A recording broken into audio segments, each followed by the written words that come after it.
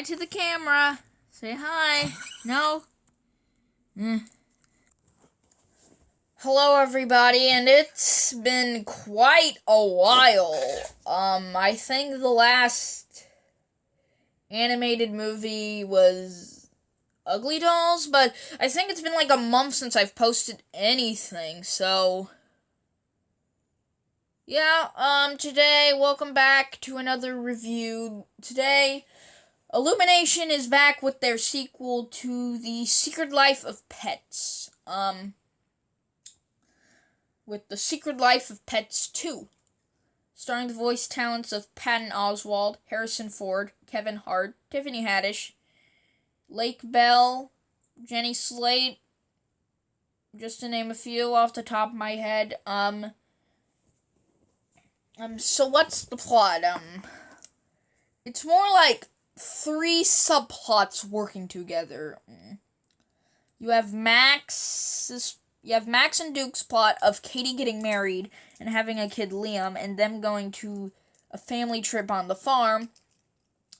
Then, you have Gidget's plot of her watching Max's toy for him and getting lost in this home of cats. And then there's Snowball's plot, where a dog Daisy, played by Tiffany Haddish,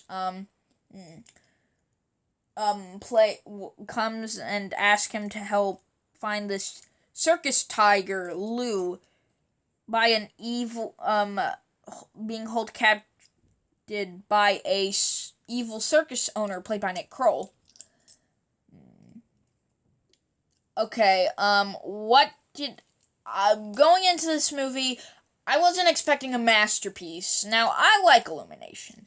I know they get a lot of trash, but personally, I think they make some good movies. Sure, they have a few duds like Despicable Me 3 and The Lorax, but I do quite enjoy the first Secret Life of Pets, and I do like The Grinch and the Despicable Me 1 and 2 and Minions, just to name a few. So, I was excited, not like hyped, but excited. And I will say this was a solid family film. Is it a masterpiece by any means? No, but it's a cute little comedy. The story, though, like I said, three subplots stitched together. It's not as much as a mess as something like Despicable Me 3. However, the execution is at least entertaining. You know how it's gonna end, but they do it in an entertaining way, and most of the humor, while there are some duds, and it ain't as funny as some of the other animated movies like The Lego Movie 2 or Missing Link, but it does have a decent amount of jokes.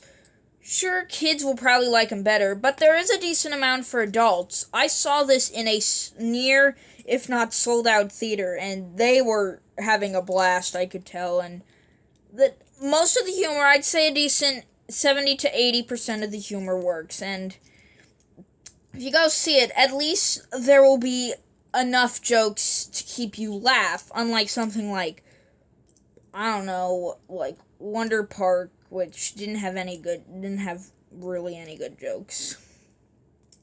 The animation. Illumination is one of the few animation studios that does it cheap. Disney usually has around $170 to $200 million budget.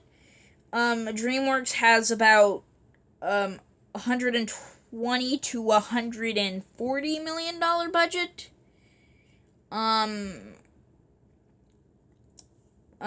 Except for when they played low, like Captain Underpants. Blue Sky usually has about $100 to $110 million budget. But then there's studios like Sony, Warner Brothers, and Illumination. They do it mainly like 60 to 90 million.